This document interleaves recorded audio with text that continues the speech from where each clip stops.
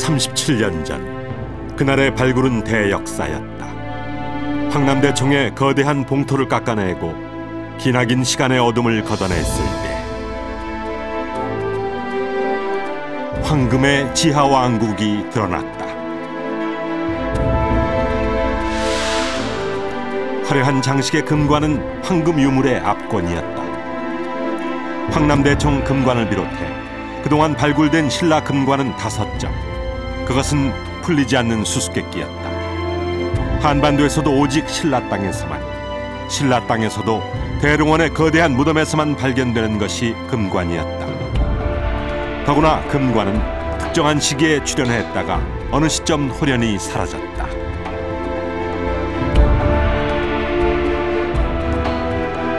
(1500여 년의) 시간을 넘어 신라 금관이 간직해온 비밀은 무엇일까?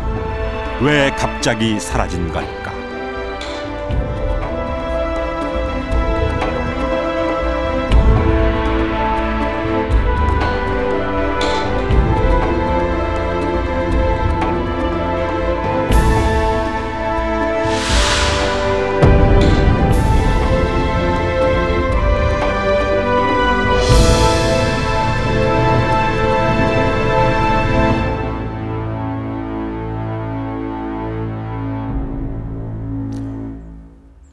제가 서 있는 이곳이 경주 대릉원입니다. 이렇게 수많은 거대한 고분들이 모여있는 이곳에서 금관은 출토됩니다. 지금까지 경주에서 발굴된 금관은 모두 5점입니다. 전 세계적으로 알려져 있는 금관이 10여 점에 불과한데요. 그중 절반은 신라 금관인 셈이죠. 신라는 금관의 나라라고 해도 과언이 아닌데요. 아직도 풀어야 할 수수께끼가 많이 남아 있습니다. 이상하게도 특정 시기에 출현해서 천마총의 금관을 마지막으로 역사의 무대에서 사라져버렸기 때문입니다. 1500여 년 전 이 땅에 화려한 금관의 시대를 열고 또 그 막을 내린 신라에는 누굴까요? 왜 금관의 시대는 끝나버린 걸까요? 이 모든 비밀은 금관의 주인공들이 쥐고 있을 텐데요. 자, 지금부터 그들을 만나보겠습니다.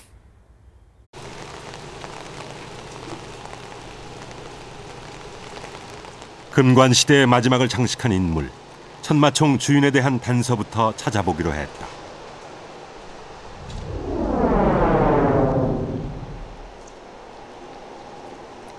천마총은 발굴 당시 모습을 그대로 복원해 놓아 직접 확인이 가능하다. 시신이 안치된 관 내부엔 금관은 물론 가슴까지 늘어뜨린 금목걸이와 황금 허리띠가 놓여 있었다. 천마총 주인은 온몸을 화려한 황금 장신구로 치장한 모습이었다. 오랜 세월의 흔적을 벗겨낸 천마총 출토 황금 허리띠는 화려했다. 정교한 장식의 천마총 금관 역시 신라 금관 중 가장 완성도 높은 명품이었다. 그것만이 아니었다. 시신의 허리춤에서 발견된 환두대도엔 최고 권력자인 왕을 상징하는 봉황문이 새겨져 있었다. 천마총은 지금까지 발굴된 유물이나 여러 가지 연구 성과로 볼 때 그 백제 문영왕릉과 가까운 시기, 그러니까 6세기의 초 정도에 만들어졌을 가능성이 가장 높습니다. 찬란했던 금관 시대의 마지막 주인공은 6세기 초의 신라 왕으로 추정된다. 그래서 이때까지만 해도 모든 신라 금관이 천마총 주인처럼 신라 왕들이 사용한 왕관이라고 생각했다.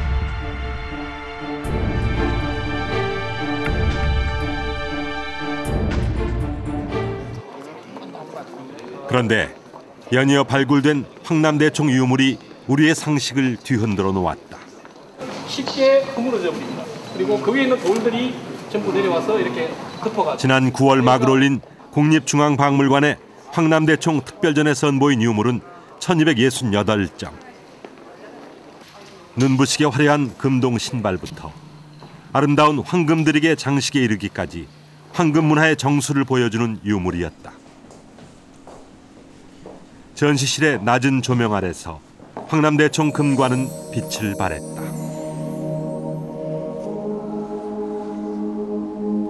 금관의 장식과 모양은 천마총 금관과 쌍벽을 이룰 만치 화려하면서도 아름다웠다.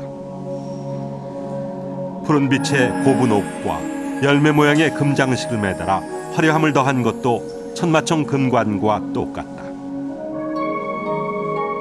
황남대총 금관은 신라 금관 중 가장 이른 시기의 것이다. 금관 시대의 출발점에 황남대총 금관이 있는 셈이다.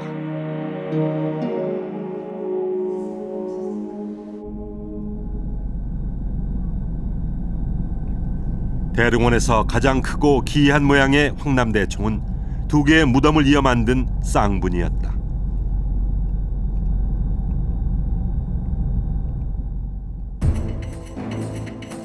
황남대총 발굴은 그 점을 확인하는 과정이기도 했다.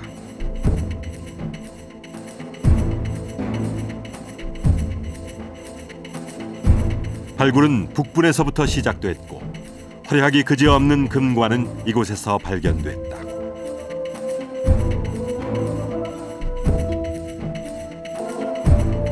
관 내부에서 금관과 함께 엄청난 양의 황금 장신구가 쏟아져 나왔다. 금반지만 19개, 그중 6개는 왼손에, 3개는 오른손 손가락에 끼인 채로 발견됐다.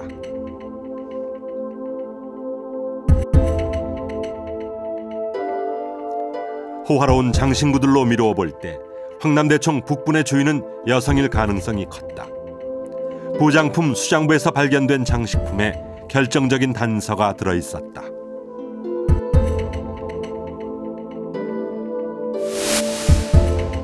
은제 허리띠 장식에 새겨진 부인대라는 명문이었다.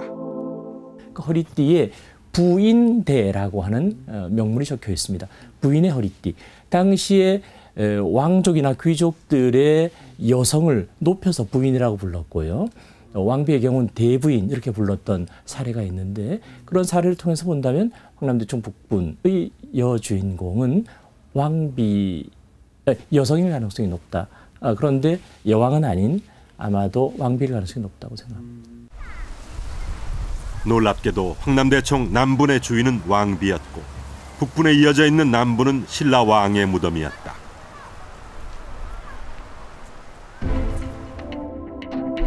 황금 허리띠와 함께 발견된 환두대도가 그 점을 명백히 해주었다.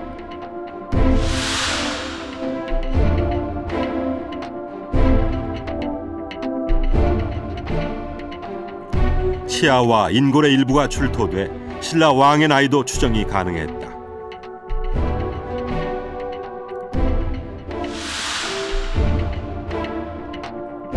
관 내부에서 나온 12개의 이빨과 5점의 두개골 조각. 분석 결과 60세 전후의 남자로 밝혀졌다.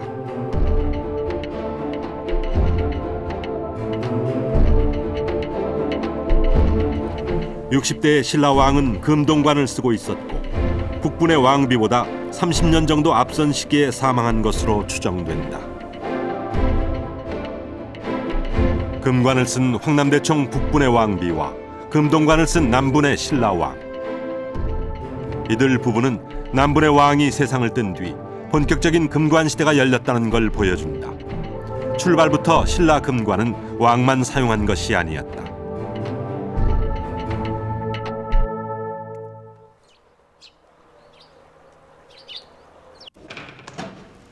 해외 전시를 마치고 돌아온 금룡총 금관의 주인도 뜻밖의 인물이었다. 겹겹이 싼 포장을 풀자 금룡총 금관이 모습을 드러냈다. 금관을 옮길 때는 한지로 만든 고리에 받쳐 들어 올린다. 훼손을 방지하기 위한 연구원들의 손길은 조심스러웠다.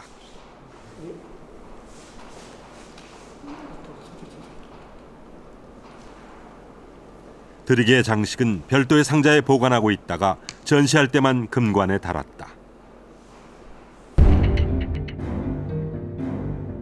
금룡총 금관은 장식이 간소하다. 고분옥 장식은 없고 열매 모양의 금 장식만 달려 있다. 게다가 금관의 크기도 작았다. 52.4면 보통 다른 금관하고는 어떤가요? 조금 작은 편입니다. 이번에는 금관의 지름을 측정해 보았다. 금룡청 금관의 지름은 16cm.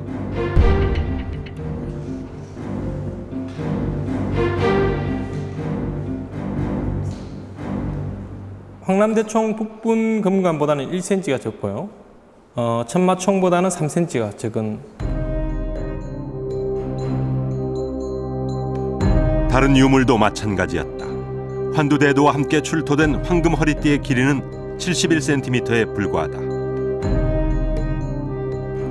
황남대총 남분의 허리띠 길이는 115cm, 무려 44cm나 차이가 난다. 금방울도 금룡총만의 독특한 유물이었다. 주인이 누렸던 것들을 무덤에 넣기 마련이다.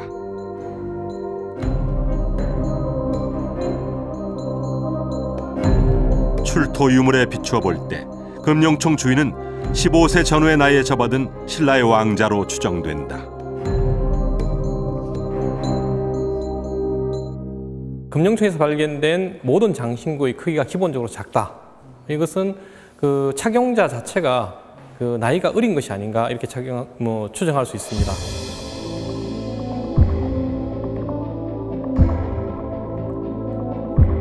대릉원에서 출토된 5점의 신라 금관 중 황남대총 금관은 왕비의 것이었다. 서봉총 금관의 주인도 여성이다. 금룡총 금관은 어린 왕자였고 금관총과 천마총 금관의 주인만 왕으로 추정되는 남성이었다.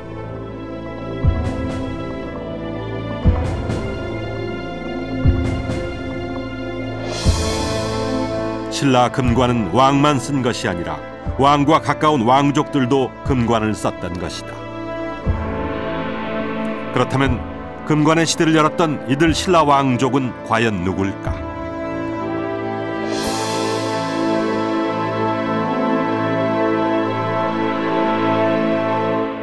이곳은 국립중앙박물관에 마련되어 있는 황남대총 특별전시실입니다. 금관이 출토된 무덤의 실내 구조를 실물의 90% 크기로 재현해 놓은 곳이죠. 일찍이 한반도에서는 없었던 독특한 구조를 띠고 있습니다. 보시는 것처럼 이렇게 통나무로 짠 거대한 벽을 세워서 무덤 방을 만들고 그 안에 관을 모셨습니다. 원래 이 통나무 벽 안에는 강돌이 빼곡하게 차 있었다고 합니다. 이 중앙에 위치한 이것은 무덤 주인을 모셔놓은 관입니다. 금관이 출토된 곳이죠. 그리고 시신이 모셔져 있는 이 머리맡에 딸린 상자는 고인이 생전에 사용했던 물건을 담아놓은 곽입니다. 그리고 무덤 밑에 있는 저 방은 역시 고인의 부와 권력의 상징들을 넣어둔 부곽이 되겠습니다. 금관이 출토된 무덤들은 한결같이 이와 동일한 구조를 보여주고 있습니다. 한반도에서도 오직 신라에서만 발견되는 독특한 무덤 양식이죠. 바로 이 독특한 무덤 양식이 신라의 금관 시대를 열어준 주인공들을 알려주는 단서가 됩니다. 금관 시대가 열린 4세기 후반, 백제의 대표적인 무덤 양식은 적속총이었다. 백제의 첫 수도 한성 일대에서 주로 나타나는 적속총은 말 그대로 돌을 쌓아 올린 무덤이다.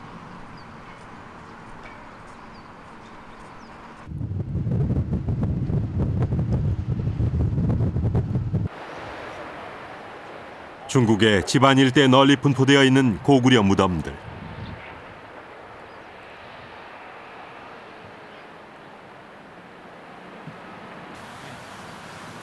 같은 시기 고구려의 무덤 또한 동일한 형태의 적속총이다. 이름 그대로 돌만으로 조성된 무덤이다. 적속총은 깎은 돌을 계단식으로 쌓아 피라미드 구조로 만들고 정상부 가까운 곳에 통로를 냈다. 그 끝 지점에 시신을 안치했다. 신라의 적석 목곽부는 근본적으로 다르다. 무덤의 주요 구조물에 나무가 우선 사용됐다. 관을 모실 목곽부터 설치됐고 돌은 그 바닥과 외곽에만 사용됐다. 부장품을 넣을 부곽도 나무로 만들었다. 버팀목을 세우고 돌을 쌓고 목관을 안치했다. 그 위에 다시 돌을 쌓고 흙을 다져 올려 거대한 봉분으로 만들었다. 무덤의 중심부가 목곽과 적석으로 나뉘어 있는 무덤 양식. 이것이 금관이 발굴된 신라의 적석 목곽분이다. 황남대총은 이러한 적석 목곽분 2기를 붙여서 쌍분으로 만든 것이었다. 금관시대와 함께한 신라 적석 목곽분의 전형은 4세기 말에서 6세기 전반에 걸친 150여 년 동안에만 존재한 무덤 양식이다. 거대한 무덤을 만드는 것은 그 당시에 등장한 그런 권력의 과시, 일종의 지배 이데올로기의 표현이다. 과거 소국시대 사루국에서 국가시대 신라로의 변화입니다. 이렇게 국가체제로 바뀌면서 등장하는 권력을 과시하는 수단으로 거대한 무덤을 만든 건데, 그것이 이제 경주에서는 대능원과 그 일대에 있는 적석 목곽분이라고 하는 고분으로 나타나는 거지요. 삼국사기의 기록도 4세기 말에 신라에 격변이 있었다고 전한다. 신라의 권력 구조에 큰 변화가 생겨 호칭이 바뀌었다는 것이다. 초기 신라는 시족 집단의 각축장이었다. 맨 먼저 세력을 떨친 것은 박씨였다. 그러나 곧이어 바다를 건너온 석씨 집단이 신라의 지배권을 차지했다. 김씨는 3세기 중반에 접어들어서야 비로소 권력의 중심에 진입한다. 금관이 출토된 대릉원은 김씨계가 배출한 첫 왕이 묻히면서 조성된 김씨 왕족 전용 묘역이었다. 후손들은 매달 대릉원에서 상망제를 올린다. 이들이 기리는 대상은 미추왕이다. 김씨계에서 처음으로 왕위에 오르는 인물이 바로 미추왕이었다.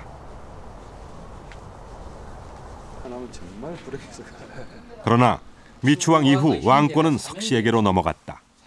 다시 힘을 모은 김씨계가 석씨를 물리치고 집권한 것은 4세기 말. 그중에 김씨로서는 신라 13대 미추왕이 처음 등극하셨고 14대, 15대, 16대 석씨왕을 거쳐서 17대 내무왕이 김씨로서는 2번째 임금에 등극하셨습니다. 이때부터 왕권을 장악한 김씨들은 3대 실성왕, 4대 눌지왕, 내무왕 때부터 김씨가 신라의 왕위를 이어가는 부동의 세습체제를 구축한 것이다. 8대 법흥왕. 왕호 변경이 그 신호였다. 초기 신라에서 사용한 이사금은 단순히 연장자를 뜻하는 왕호였다.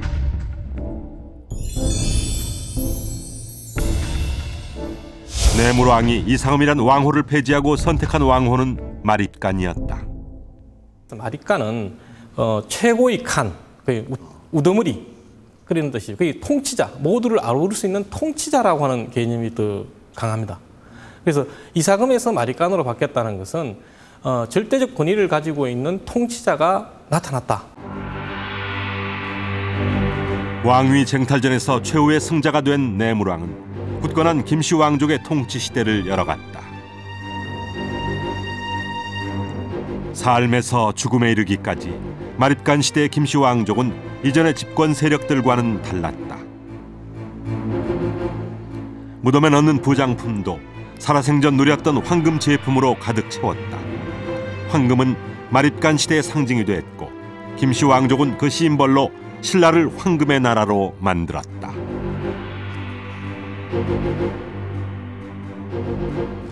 이러한 그 우월적 지위를 이제 보이는 방법이 남들이 사용하지 않는 황금으로 만든 이제 금관, 자기들은 또 김씨 아닙니까? 그게 금 아닙니까?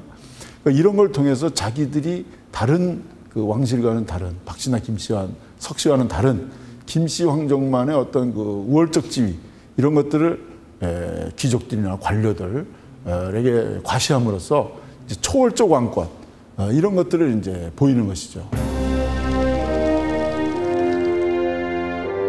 금관은 마립간 시대 김씨 왕족의 우월적 권위를 나타내는 상징물이었다. 김씨계가 부동의 통치 체제를 굳혀간 4세기 말 금관 시대가 시작된 것이다.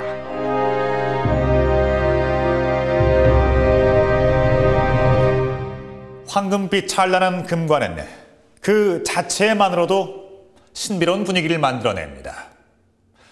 게다가 최고 권력자인 마립간이 걸음을 옮길 때마다 금관에 햇빛이 반사될 때면 더욱 눈부신 광채가 났을 겁니다. 특히 이 금관의 신비로움을 더해주는 것은 금관에 솟아있는 독특한 장식입니다. 이 금관을 자세히 들여다보면 세 그루의 나무와 사슴뿔을 모티브로 형상화했다는 것을 알 수가 있는데요.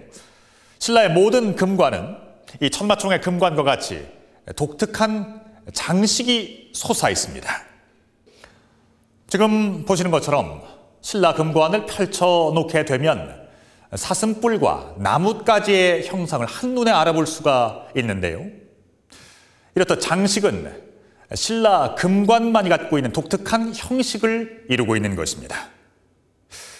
자, 그렇다면 과연 이런 장식은 왜 달게 됐으며 또 어떤 의미를 갖고 있는 걸까요?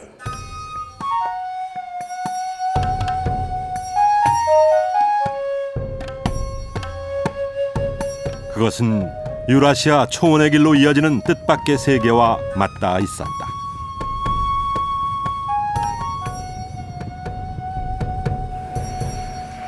북방 유목민의 영토인 카자흐스탄 이식. 양떼들이 풀을 뜯는 초원에 거대한 쿠르간이 우뚝 솟아있다.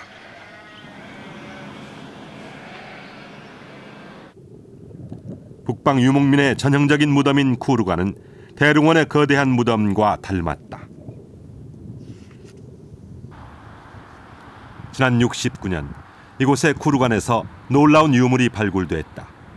거센 풍파에 봉분이 깎여 나가면서 묻혀있던 황금 인간이 드러난 것이다. сообщил.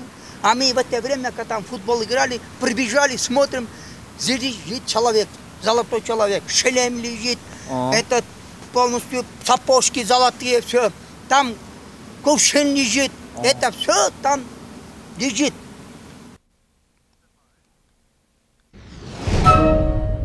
알마티 역사박물관에서 황금인간의 진면목을 만날 수 있었다. 수천 점의 황금 조각을 붙여서 만든 갑옷을 입은 황금인간은 머리끝에서 발끝까지 황금으로 치장했다.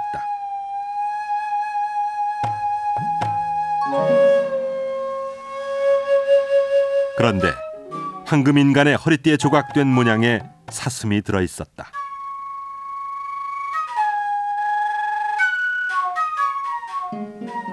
더욱 놀라운 것은 황금인간의 모자였다.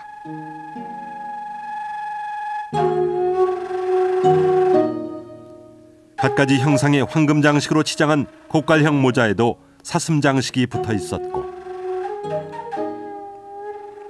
출자형 나무 장식이 솟아 있었다. 신라 금관의 나뭇가지 장식과 같은 형상이다. 황금인간은 누굴까? 왜 모자에 황금의 사슴과 나무 장식을 단 걸까?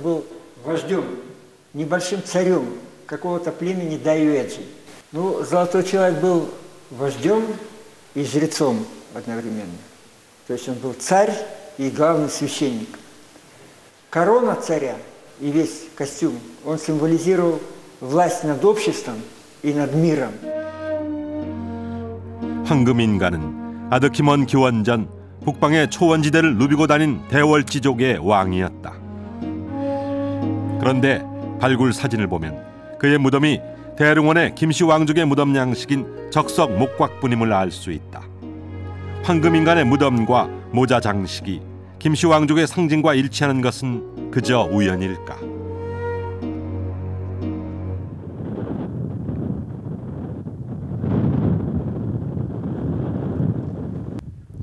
눈 쌓인 설산이 병풍처럼 에워싼 1, 2강 유역의 평원에 80여 개의 구루간이 남아있다. 북방의 거센 바람에 봉분이 깎여나간 구루간은 적석이 드러나 작은 돌산 같았다.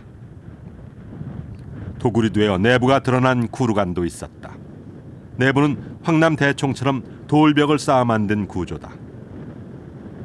평지에 목곽을 세우고 돌을 쌓아서 봉분을 올린 적석 목곽부는 전형적인 구루간 양식이었다.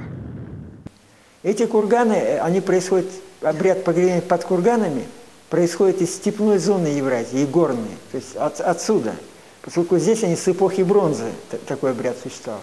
Следовательно, династии села, они имели связи, видимо, вот с Южной Сибирью и Алтаем непосредственно, и принесли.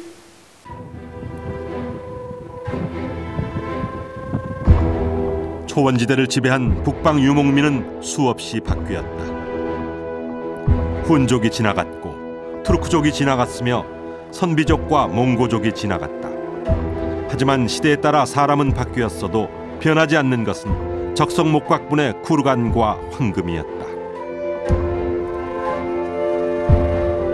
신라 금관의 장식도 북방의 초원지대에 널리 퍼져 있었다.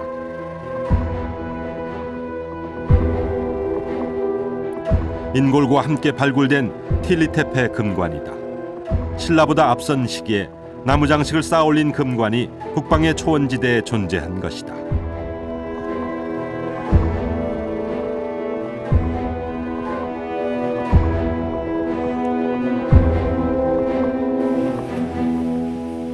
신라와 가장 가까운 시기의 금관은 요령성 박물관에 남아 있었다.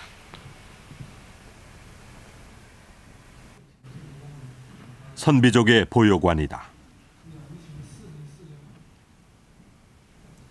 보요관의 핵심을 이루는 것은 사슴뿔인데 가지를 뻗친 나무와 같은 형상이다.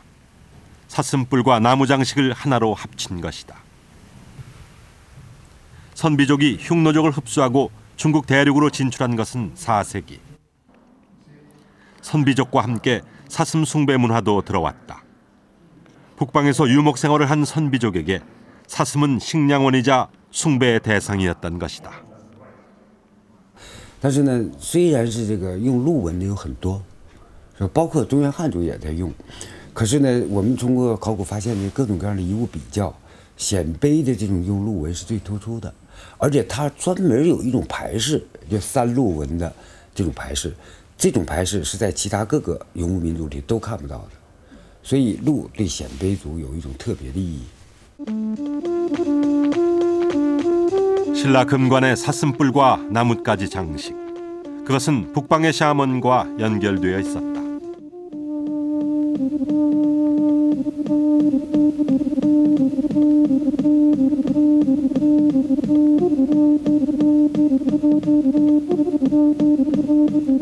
(20세기) 초 북방의 샤먼을 찍은 이 필름을 보면 샤먼 의식의 중심에 나무가 등장한다.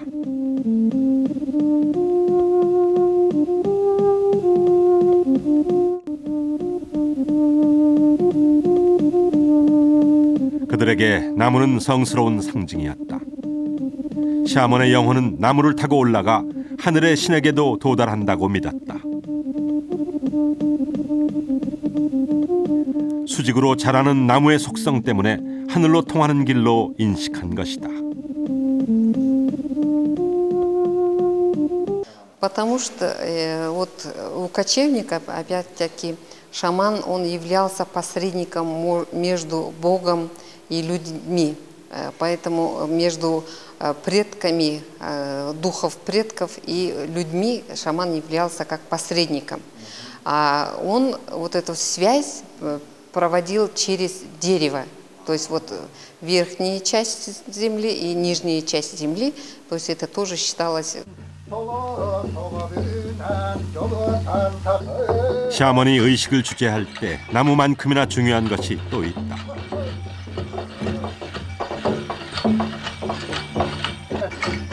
샤먼의 사슴뿔관이다. 이들에게 나무가 하늘로 통하는 길이라면 사슴은 하늘로 인도하는 전령사였다.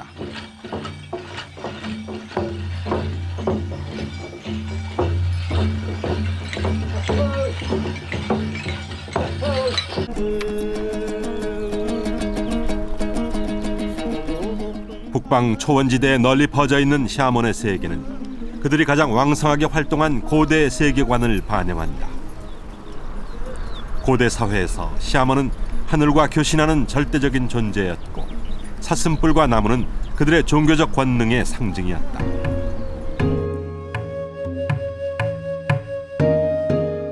사르마트 지역에서 발굴된 왕관. 풍성한 나무와 사슴이 사실적으로 표현돼 있다. 종교적 권능의 상징인 나무와 사슴이 현실 세상을 다스리는 최고 권력자, 왕의 상징이 된 것이다. 그 왕들의 중요한 역할은 이 정치적 군사적 역할인 것 같습니다. 그러니까 군대를 통솔하고 그 사회 조직을 이끌어 나가는 것이 제일 중요했던 것 같습니다. 그러나 그런 것이 신의 뜻과 어긋나서는, 또 신의 뜻을 따르지 않고서는 그것이 그 원만한 정치적 군사적 역할을 할 수 없다고 생각을 했고, 그런 면에서는 이제 그 종교적인 역할도 자신의 그 정치 권력을 정당화하는 데 일조를 했던 것 같습니다. 나무와 사슴뿔 장식의 상징은 유라시아 초원지대에 널리 공유됐고 선비족을 거쳐 유라시아 동쪽 끝 신라까지 이어졌다.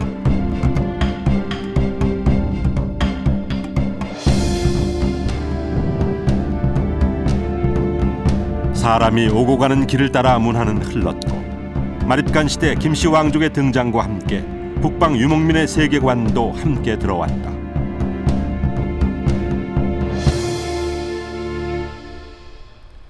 하늘과 땅을 이어주는 절대 권력을 꿈꾼 김씨 왕족의 자취는 나정 유적에서 확인됐다. 지난 2002년부터 시작된 나정 유적 발굴 과정에 예사롭지 않은 흔적이 드러났다. 출토된 토기류는 대부분 깨진 채 발견됐다. 의례용으로 쓰고 버린 제사용 그릇이었다.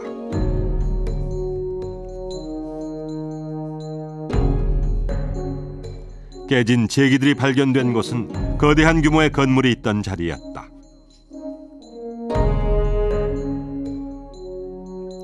폭이 20m에 이르는 대형 팔각형 건물터였다. 이 건물터의 정체는 무엇일까? 왕의 권력을 하늘과 연결시켜서 적절하게 건축으로 구성한다면 지금과 같이 팔각형 또는 원, 그리고 그것을 둘러싼 사각형의 담장이라고 하는 폐쇄적인 그리고 신성한 그런 건축 구성으로 표현되는 것이 가장 적절하다고 생각합니다. 따라서 이것이 바로 제사 시설이었고, 나정에서 발굴된 팔각형 건물터는 마립간 시대 김씨 왕족이 세운 나을 신궁이었다. 금관을 쓴 마립간은 제사장 역할을 겸했다. 절대 권력을 꿈꾼 김씨 마립간에게 신궁은 금관에 담은 그들의 정치적 이상을 널리 알리는 장이기도 했다.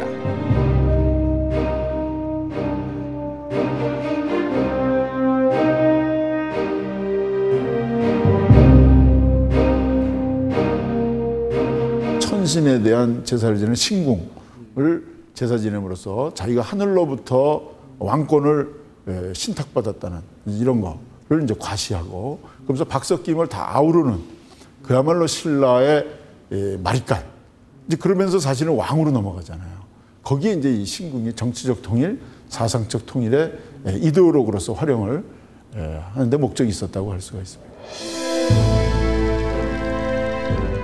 신라 금관의 나뭇가지와 사슴뿔 장식은 하늘과 신라 땅을 잇는 제사장의 상징이자 하늘의 신탁을 받아 현실 정치를 구현하는 절대 권력의 상징이었다.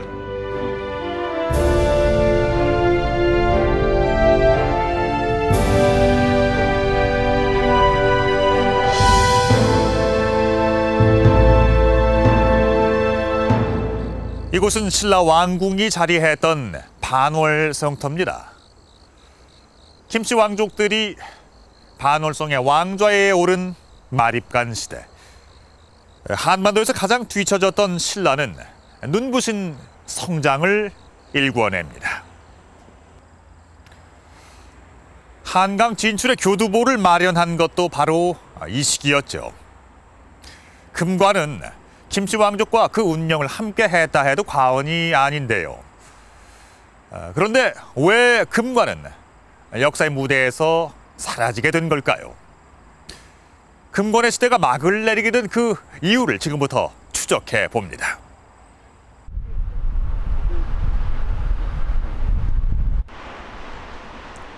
금관이 사라진 6세기 중반, 경주 서쪽을 끼고 흐르는 형산강 일대에서 중요한 변화가 일어났다.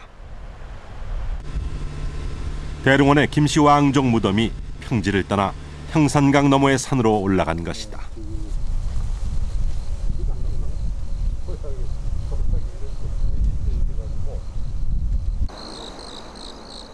몇 그루의 소나무가 고개를 숙여 출입문을 만들어주는 곳에 작은 무덤이 있다. 허풍왕릉으로 전해오는 무덤이다. 왕릉이라고 믿어지지 않을 만큼 작은 규모다.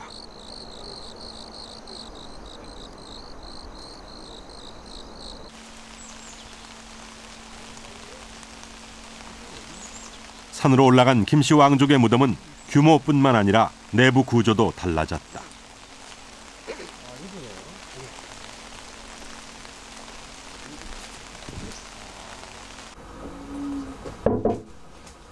경주시 장산에서 발굴된 토우총. 6세기 중반에 조성된 이 무덤은 옆으로 통로를 내고 돌을 쌓아 무덤방을 만든 횡혈식 석실분이다. 출토된 부장품도 토기류가 주를 이루었다.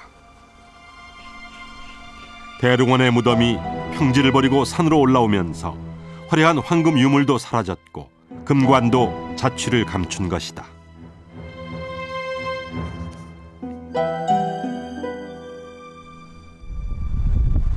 그런데 금관의 마지막 흔적을 추적하던 중 예상치 못한 유물이 확인됐다. 동해시 추암동에서 공단을 조성하던 중 신라의 공동묘지가 발굴된 것이다. 그중 6세기 중반에 조성된 21호 무덤에서 금관의 마지막 흔적을 담은 유물이 나왔다.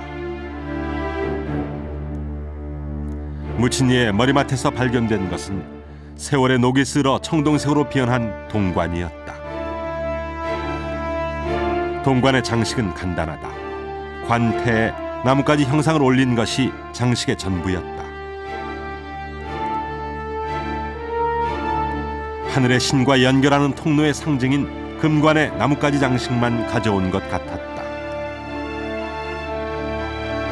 동관과 함께 출토된 인고를 분석한 결과 그 주인은 여성이었다.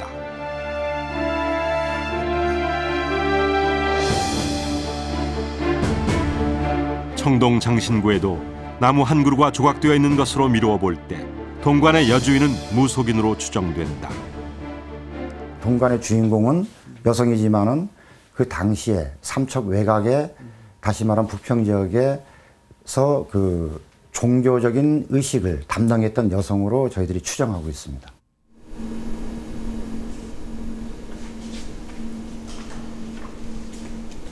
단양군 하리에서도 무속인의 동관이 발견됐다.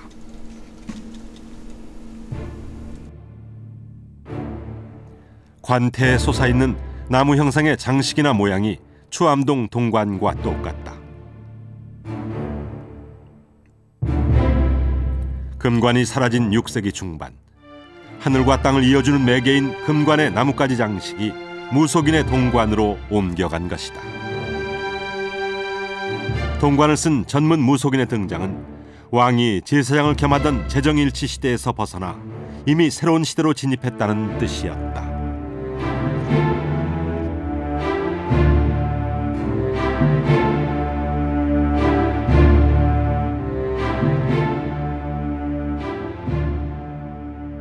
정치적인 색채가 완전히 사라진 거죠. 그리고 형태적으로도 이제 신라 사회에서 완전히 그러한 정치적 권위로서의 관이 더 이상 사용이 되지 않는 시기라는 거죠. 그렇다면 김씨 왕족은 금관의 정치적 기능을 무엇으로 대체한 걸까?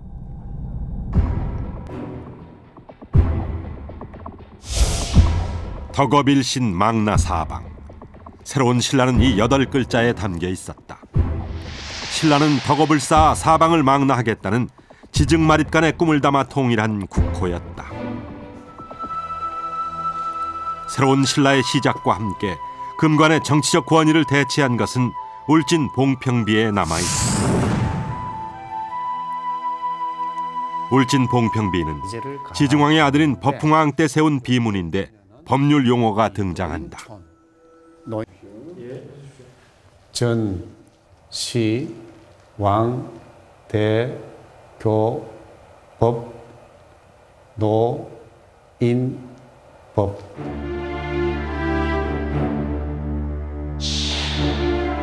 금관의 권위에 기대었던 과거에서 벗어나 법으로 다스리는 통치 체계를 세운 것이다. 법 체계적으로 이제 왕의 권위를 나타내게 되니까 굳이 종래와 같이 이게 그 화려한 어떤 금관을 쓰지 않아도 충분히 그 왕의 미엄과 왕의 위엄과 권위를 표현할 수 있게 되어지게 된 겁니다. 이런 속에서 일반 금속재로 금이든 금동이든 만드는 관으로 쓰던 이 풍습이 바뀌어져 나간 게 아니겠느냐.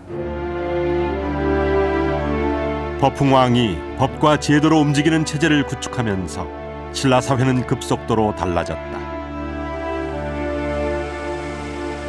천전리 계곡은 1500여 년 전 신라인들이 즐겨 찾던 유원지다. 기울어져 가지고 이것이 보호될 수 있는 좋은 이곳에 당시 신라인들의 달라진 인식을 보여주는 기록이 있다고 해 확인해 보기로 했다.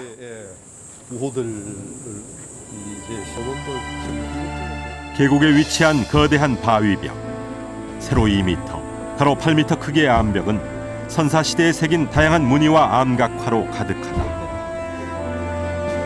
바로 그 암각화 아래쪽을 눈여겨보면 한자가 빼곡하게 새겨져 있다. 신라인들이 새긴 명문이다. 나타나지 않습니다. 그 을사전 사탁 법흥성 이 글자가 또렷하게 나타나는데 성, 법흥, 대왕. 이 글자가 새겨진 것은 535년.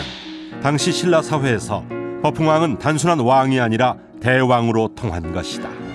530년대에 와가지고 법흥왕이 성법흥대왕이라고 했다라고 하는 것은 그런 위상의 수준을 한 단계 뛰어넘는 이제는 부장의 수준이 아니라 대왕의 수준으로 다른 부장은 왕급이라고 한다면 신라 국왕 법흥대왕은 대왕이라고 칭하면서 다른 왕들보다 한 단계 높다는 이제 초월자적인 위치로 부상했음을 보여주는 그 상징적인 표현이 법흥대왕이 또는 태왕이라고 하는 이런 호칭이라 하겠습니다. 서라벌에는 마립간 시대의 거대한 무덤 대신 통치 이념의 기반이 되는 사찰이 들어섰다. 황룡사는 불교 공인 후 서라벌에 조성한 신라의 첫 국가 사찰이었다.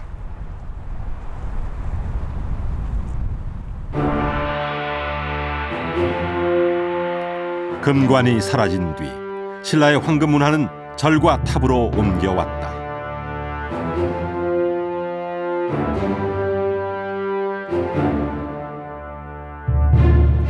신라는 새로운 국가 체제로 진입했고 절과 탑은 그 상징이었다.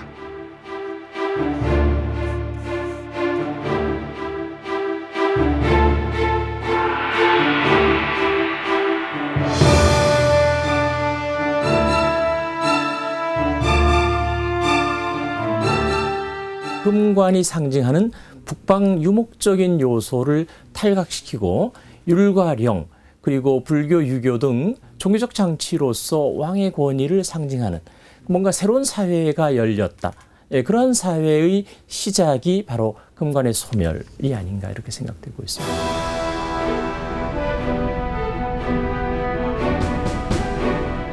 김씨 왕족의 무덤이 대릉원의 평지에서 산으로 올라가는 동안, 신라의 왕도에 절과 탑이 들어서는 동안 북방 유목민의 세계관은 잊혀졌다.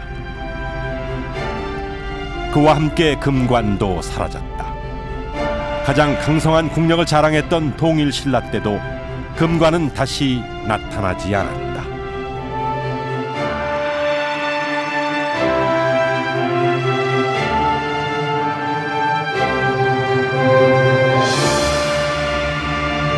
성스러운 나뭇가지와 황금의 사슴뿔. 신라 왕과는 초원의 기억을 간직하고 있었던 마립간 시대에만 존재한 유산이었습니다. 고대 국가 체제를 굳건히 한 6세기 중반, 신라 김씨 왕족들은 마침내 금관을 내려놓았고 초원을 달렸던 그들의 과거도 금관과 함께 묻혔습니다. 대릉원에서 출토된 신라 금관은 이처럼 잊혀진 과거의 기억을 오늘날에 되살려주는 역사의 블랙박스였던 것입니다.